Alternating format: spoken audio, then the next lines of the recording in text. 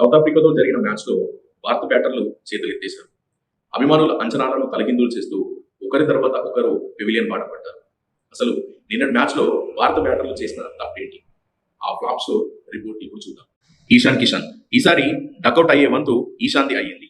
ఖాతా తెరవకుండానే వెనుతిరిగి నిరాశపరిచాడు. అభిషేక్ శర్మ మరోసారి అనవసరమైన షాట్కు ప్రయత్నించి తన వికెట్ను పారేసుకున్నాడు. తిలక్ వర్మ ఫామ్ లేమితో సతమవుతున్న తిలక్ కేవలం ఒక్క పరుగుకే పరిమితమయ్యాడు. సూర్యకుమార్ క్రీజులో నిలబడాల్సిన కెప్టెన్ సూర్య అనవసరం తొందరపాటుతో వికెట్ కోల్పోయాడు. వాషింగ్టన్ సుందర్ 5వ స్థానంలో బ్యాటింగ్ వచ్చిన సుందర్ తన బ్యాట్తో ఎలాంటి మ్యాజిక్ చేయలేకపోయాడు. శివం దుబే జట్టులో అత్యధిక స్కోర్ చేసిన బౌండరీలు బాధేందుకు దుబే చాలా కష్టపడాల్సి వచ్చింది. హార్దిక్ పాండ్యా ఆఖర్లో మెరుపులు మెరిపిస్తాడనుకుంటే పాండ్యా కూడా ఆశించిన స్థాయిలో రాణించలేదు.